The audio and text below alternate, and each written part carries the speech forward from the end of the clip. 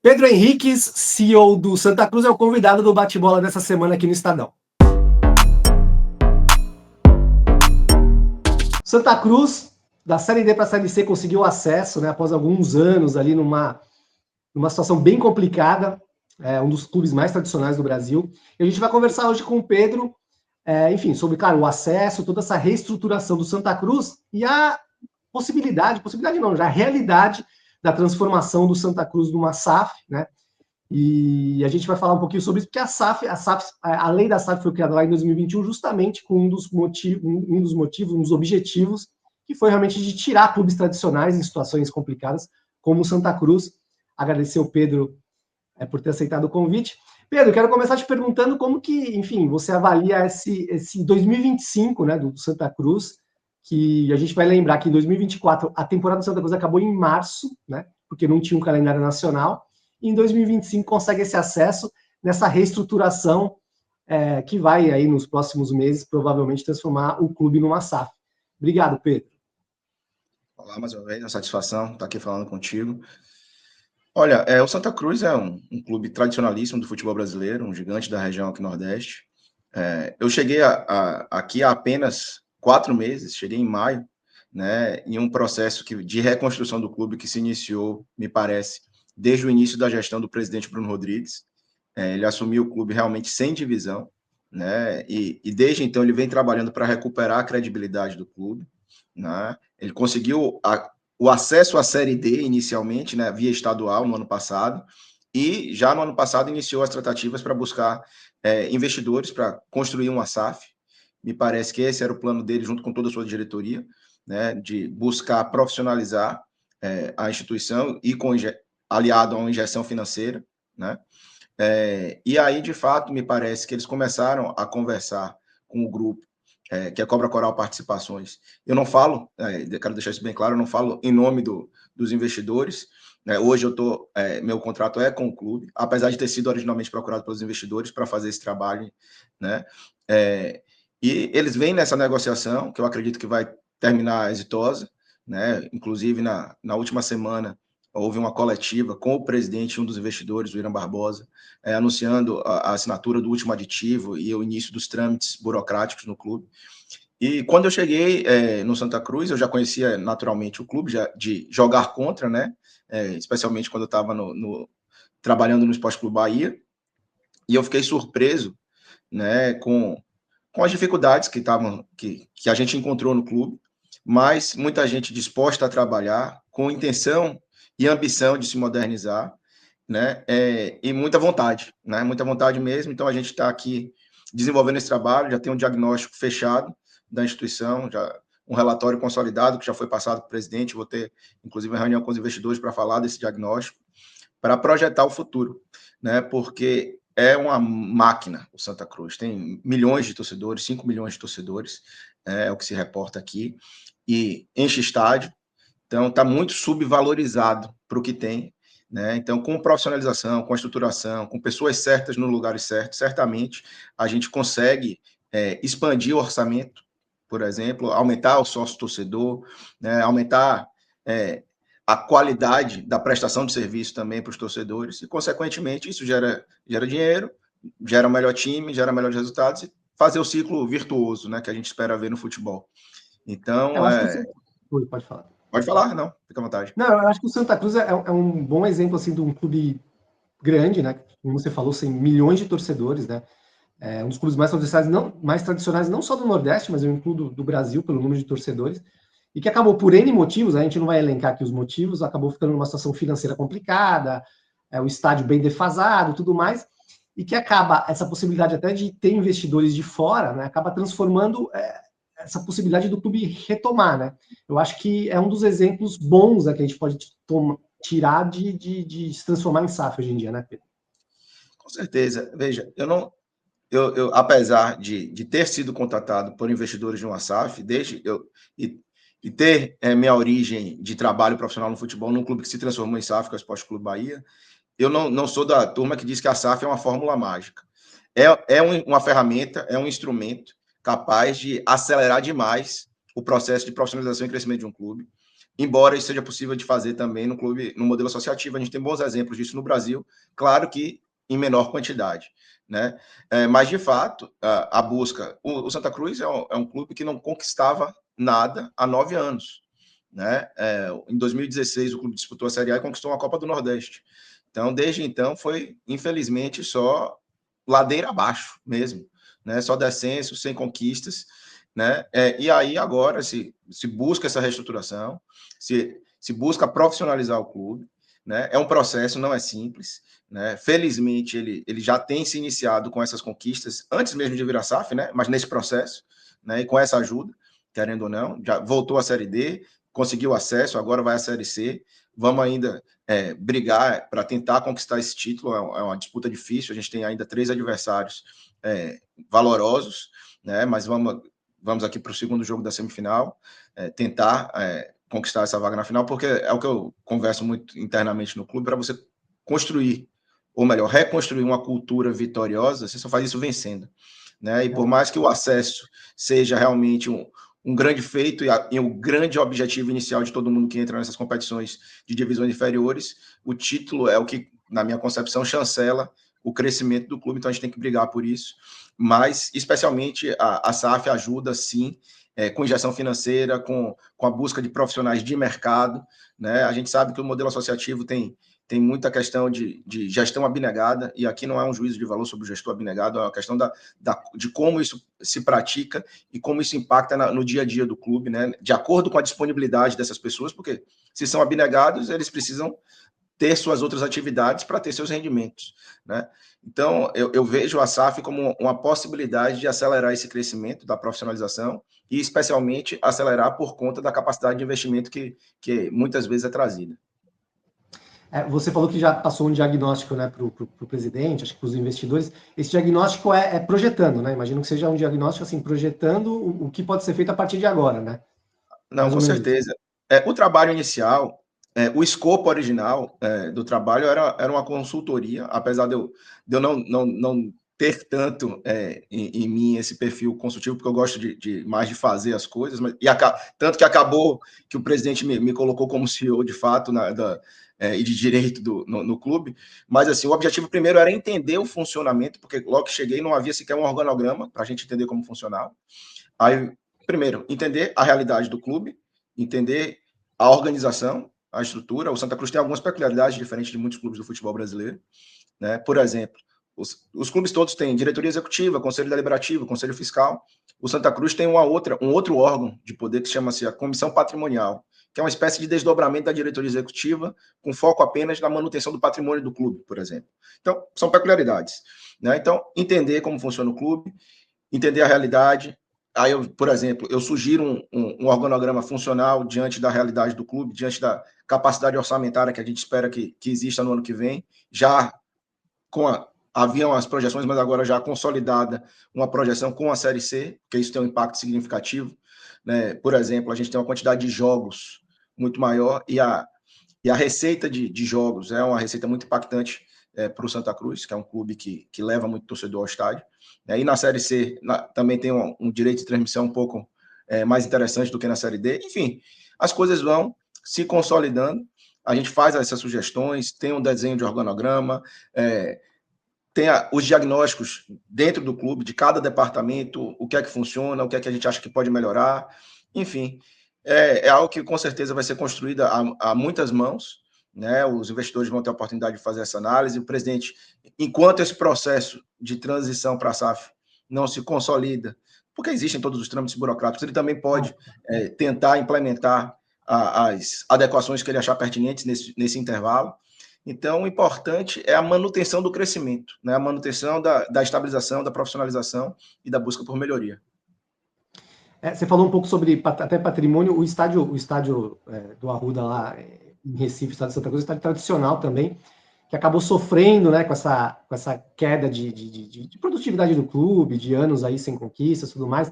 Hoje você acha que já tem há muitos anos, né, que tá uma limitação ali de quase metade, né, da ocupação e tal. É um ativo bem interessante ter um estádio desse porte, né, desde que algumas reformas tal, para uma futura SAF, né, Pedro? Não, sem dúvidas, é um ativo muito significativo.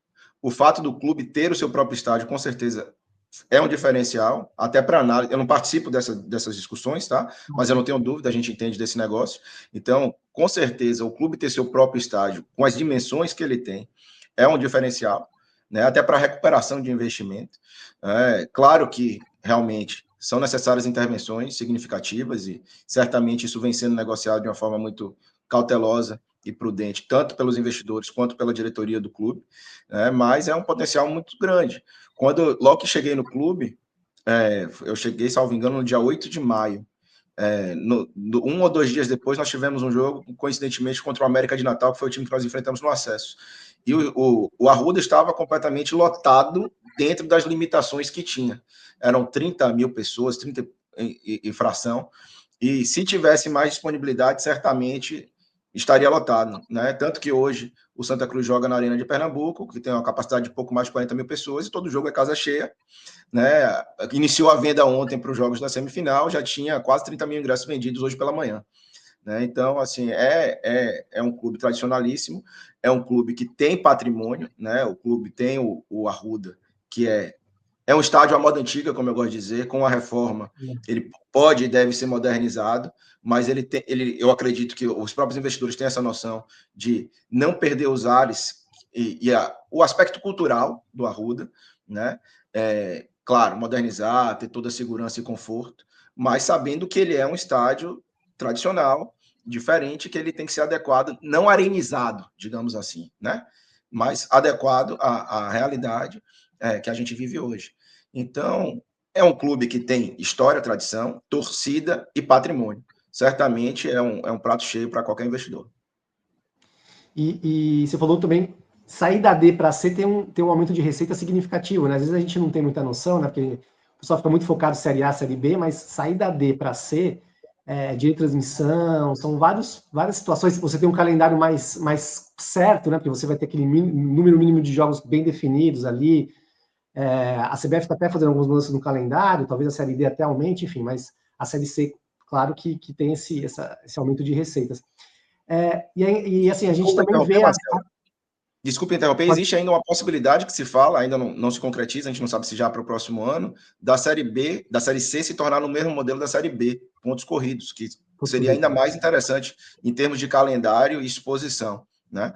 Porque hoje a Série C, provavelmente ela se resolve em outubro, né? Se ela se tornar no mesmo modelo da Série B, aí ela vai quase até dezembro, né? Então, seria nesse aspecto de planejamento ainda mais interessante. Na verdade, você teria os 38 jogos bem definidos, né? Você não seria eliminado numa primeira fase. E seria, com certeza, mais fácil, entre aspas, né? É melhor para procurar até receitas, você ter esse calendário completo até novembro e tudo mais, né? Mas eu te pergunto o seguinte, Pedro, a gente vê hoje os principais clubes ali das séries A e B estão divididos ali em dois blocos, né? Para negociações comerciais, tem a Libra, tem a Liga Forte União. O Santa Cruz hoje não se coloca em nenhuma delas, enfim, porque o Santa Cruz estava sem divisão ano passado, né, quando esses blocos foram um pouco definidos, tudo mais. Mas a partir do momento que você chega na Série C e já está, né, a um acesso da B, eu imagino que essas ligas vão olhar para o Santa Cruz até pelo tamanho da torcida do Santa Cruz, né, o interesse que o Santa Cruz vai, caso o Santa Cruz volte para a Série B nos próximos anos. Já houve uma procura, houve uma conversa, o Santa Cruz pensou nisso ou vai esperar realmente começar a Série C para ver isso? Olha, a mim não chegou ainda nada, não sei se houve abordagens ao presidente ou aos próprios investidores, mas eu acredito que é natural que aconteça.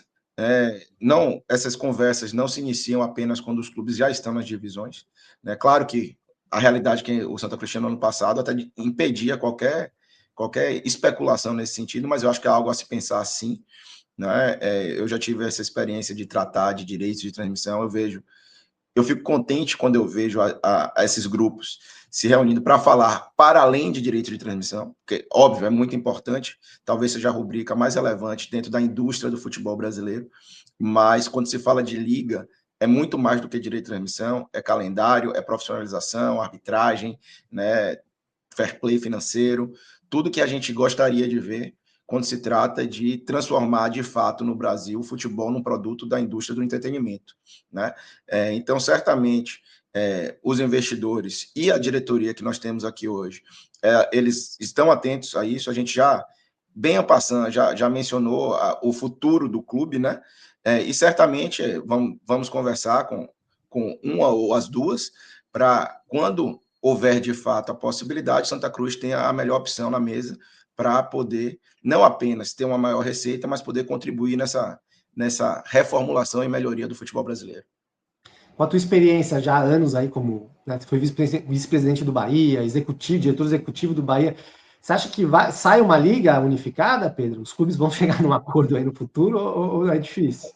Cara, assim, vamos dizer que eu sou um cético otimista, né?